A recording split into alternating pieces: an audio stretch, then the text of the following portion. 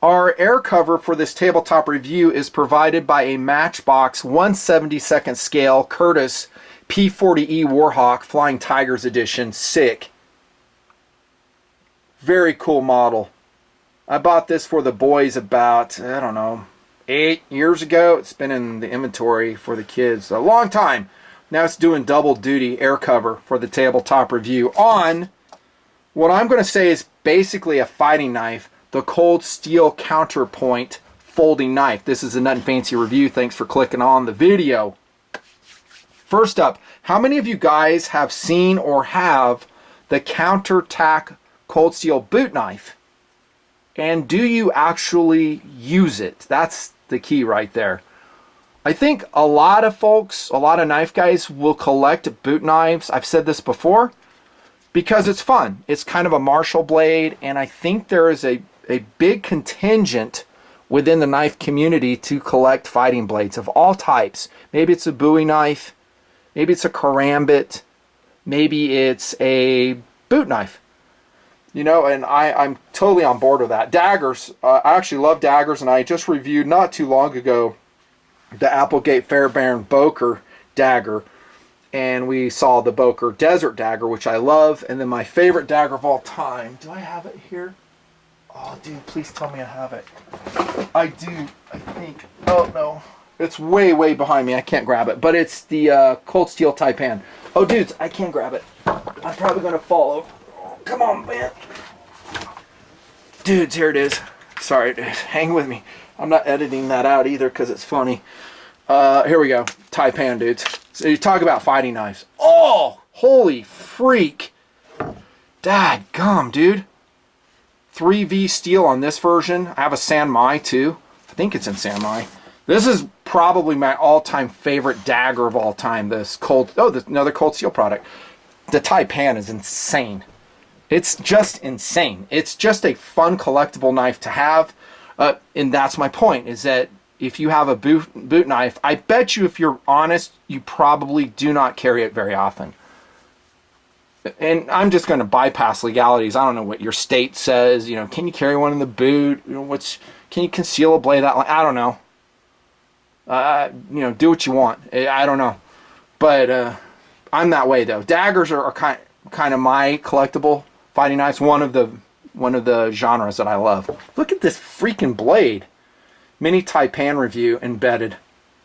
And the handle. I mean, look at that handle. That handle is so insane. It's perfect. The pommel, strike pommel. God, that thing's just, oh my gosh. If you haven't handled one of these Taipans in real life, you totally need to do it. By the way, the watch for the review might be the best $150 I've ever spent on a watch. It's an Aviate Harrier 2 403102. Had to take it off to remind myself. It's got a Hawker Harrier in the background. And it's a hot summer day here in the silo, so I'm sweating up a storm. God, that's a cool watch. Look at that dial. It is just so awesome. It's about, I think, a 46mm face on this. The Hawker Harrier. And Aviate does a great job in their aviation watches, and they really don't break the bank. Use my links below. If you want a sweet aviation watch with a very nice case back, and this one's quartz. They also have the 4040 series. It has the same face, but it's an automatic movement. Miyota automatic. Equally insane. Hey, Nut and Fancy, get on with a knife review. Roger that. Counterpoint. So it's a folding version. I'm going to leave this on the table because it makes me happy. A folding version of the Countertack boot knife. And my point by bringing that discussion up is, one, to show that Marshall blades are collectible. They don't have to be employed as they are intended to be employed. That's my main point. And then also, this is much more carryable. Now, there's a lot of guys online that will say, hey, I EDC a fixed blade. Like I've said, I just don't see those guys. I see everyone carrying a folding knife. Especially if you're going into a working environment of any kind. Generally, you're not going to be able to be sporting some fixed blade. Even a small one, a 3.5-inch fixed blade, it don't work. This one, though, in my way of thinking, gives you the same strength as the Countertack boot knife, the Counterpoint, and it comes in 3 different versions. I bought the middle-sized version for review. So this is the Counterpoint 1. So it has a 4-inch blade, Yeah, the Counterpoint 2 has a 3-inch blade, so it's going to be smaller. And then you have that Counterpoint XL with a 6-inch blade. It is model number 10 Alpha Alpha. It weighs 8 ounces. This one's 4.8 ounces. And I didn't get a weight on the 2, but I'd probably estimate it's going to be around, I don't know, 4-ish. Maybe just under 4, 3.8 would be my guess. So that Counterpoint XL, dudes, I've seen it. I don't have one on table, but dang, that is a knife. And it's going to be like this knife. I do still have this one in inventory, and it just makes me laugh because it is just so insane. And again, kudos to Cold Steel for doing knives like this. Do you even remember when I reviewed the Cold Steel holdout? Oh my gosh, look at that sucker. That's huge. Look, it's as big as the Taipan. Look, and it's triad lock. God, it's bigger than the Taipan. Just maybe a hair. Thing is huge. This is why I can't get rid of this, because it's such a funny and fun cast member to come on tabletop. And I'm throwing it on there now because I don't have the 6-inch Counterpoint XL, but it's going to be like this. I mean, dude, that thing has a 6-inch blade. Big handle. Oh my gosh. I still love the holdout. The others I either sold or gave away to T&Pers. Like I had the middle size one, that one's gone. The small size one's gone. Sold or gave it away. And then I've got some homemade jimping on this one. Oh, that's nice. Dude, I tacked that spine. Look at that. I attacked it with a Dremel. Oh, that is so much better. So much better. I still love this knife. It's cool. I don't ever carry it. I'm going to be honest with you. It's too big. Maybe in WROL I would, but I don't know. This is a really interesting face-off right here between a Taipan and a holdout XL. Which one would you carry, Nothing Fancy? We'd have to spend another 10 minutes talking about what am I doing to answer that question. But this is a strong knife with a triad lock. I was hacking. I think in the holdout review I showed you me hacking with one of the holdouts on sagebrush, and it performed very well. And I've done batoning with triad locks, and I just haven't had a failure yet. Not saying it can't happen, but it's a very strong locking mechanism. Back to the Counterpoint. I think the sweet spot is this one that I got for you guys. It's the 4-inch, and philosophy of use would be probably collectible, number 1. I think I made that point. Number 2 would be actual emergency, like I've always said, self-defense. Now, is a spear point, this is all unsharpened swedge up here, of course, because this is folder and exposed in the folded position. Is this my first choice? I've talked about that in a lot of reviews, and the Gerver folding Fairbairn, I talked about it a lot because it has a very similar blade profile. And on that one, I actually sharpened this point on the Fairbairn. It's a folder by Gerber because it's enclosed by the handle. Probably not. It's not my first choice. Not because it isn't effective in the thrust cut. I think it absolutely is. It's because I generally, use my knives for other things besides combat. Cutting apples, food preparation, opening packages, killing the occasional cougar on the running route. It doesn't happen very often. I'm not saying it happens that often. Just occasionally. I love cougar, by the way. I'm just messing around. But bang, they have attacked people before. That it would work great, but I prefer to have some belly to my knife. And let me show you what I'm talking about. So this is a very awesome drop point. This is a Kaiser Begleiter Vanguard and Blue G10. Highly recommended. Use my link below. And Blade HQ has these too. And Blade HQ has all the colorations. And dude, this thing's only like $52. But here's a classic, elegant drop point. Kind of like we see over and over again. Flash one on the top, bro. It's the same blade shape. So all the blade shapes come back all over again. Everyone copies everybody else. But this, to me, I'm bringing this on the tail one. It's a very cool knife, for sure. High value folder, EDC knife. But this has more practicality for me day to day. That's my only point. So if we talk philosophy of use, defensive, hey, if you said, hey, you have to carry a Counterpoint as a soldier blade as you do house to house in Fallujah, I'd say rock on. I have no problem with that. I'll do that. Put it in a pouch, accessible. Yeah, totally.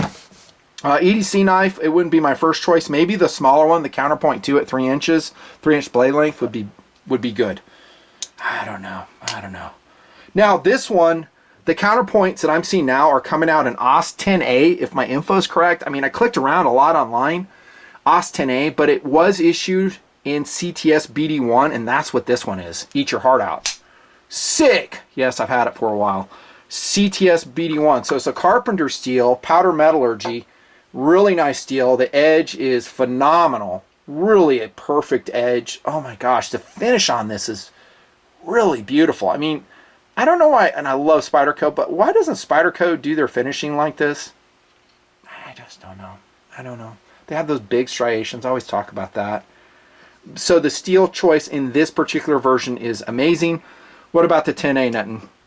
Well, I'm not super excited about it, to be honest with you guys. I'm just not. I mean, the 10A is okay. OS 8A is okay. But what you need to do is be very realistic on how often you'd use this knife. Is it going into a collection? If you're ever going to employ it as intended, it'll do just fine. I mean, like I always said, a sharpened shiv in prison made out of a melted toothbrush does just fine. So your 10A will do just fine. This, by the way, is a Cold Steel Pro Light in Tanto. Love this knife. Go watch a review on there, and I have a rant on it about one of the Amazon reviewers on there, so it's pretty funny. I'm probably going to do that more. So watch out. If you leave a review in Amazon, you are subject to be rolled into my videos. Boom! I like that.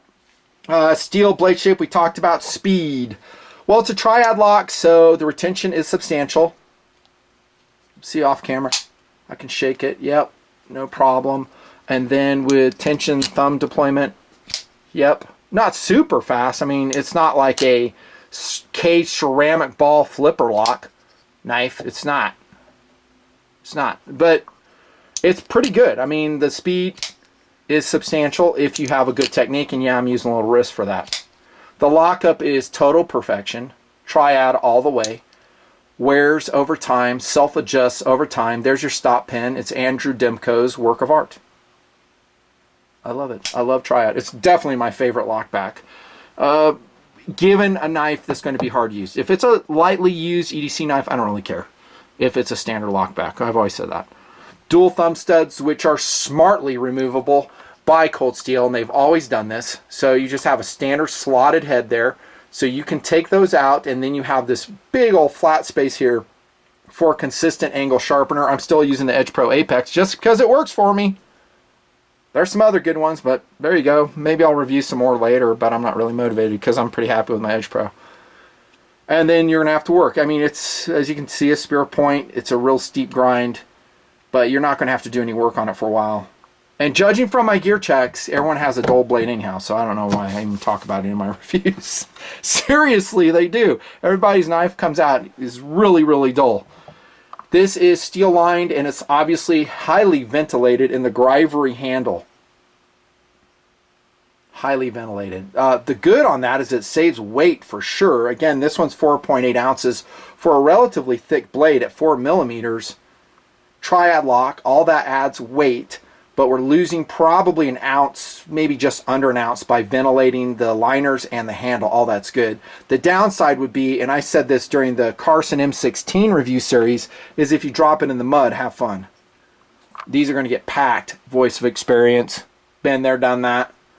And you're going to have to find a water source, creek or something, and then wash it out. And then you can get grit in it, and then it's just kind of a cleanup job. Not a huge deal. And it kind of is a stiletto throwback, this type of look, I think. So it's kind of a traditional Italian look. That's just the way I think about it. Is it really? I don't know. Let's look at centering. Perfect. Talked about the retention. It's just about ideal. It's not over retained, so you can shake it out. I don't want to take out my air cover here when I do that. Got to be careful.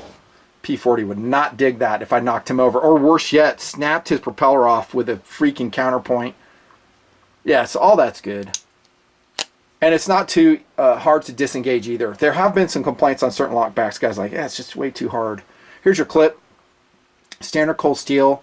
Thankfully, tip up. It is reversible left to right. I think there's a great lefty blade, the Counterpoint. And I also think it's a great non-lethal impact tool like this. Look at this, dudes. Look at this striking surface right here. It's like a Kubotan. I mean, one hit in the thigh with that thing, ooh. Non-lethal. That's a fight stopper. I wouldn't want to take that, would you? And the handle itself, I have large size hands. It's just enough, I don't know, length, I guess. I always say real estate. I'm trying to move away from saying that over and over again. Just enough length. So it works good. You have double guards here. It's non-jimped. I kind of wished it was. I know, call me kooky. I wish it was jimped, but it ain't. But I think you'll like the handle. It's flared out back here. Kind of like that in my way of thinking, Italian design influence. Really a good blade. I actually like this blade a lot better than I thought I would. I was like, yeah, you know, it just online I was researching. I was like, I'm just not too sure, but you know, let's give it a shot. It's not that expensive, especially for the quality you're getting. Which one to get? I'm saying get the 4-inch one, the 4-inch ones, because that a lot of you guys do like the larger EDC knives. I get you. But the 6-inch, I mean, if you just want to have a laugh, go for the 6-inch XL, and that is definitely going to be a conversation starter, kind of like this holdout. Dang, son. You can't go wrong, though. I actually love the knife. It's going to get a very high likability scale, which, again, to me is surprising, because generally I don't like spear point grinds. I've said that over and over again. But for this knife, and that is a rendition or a version of the counterattack boot knife, and for that matter, a lot of other boot knives, I'm down. It's a great knife. So is this, and so is this. See ya.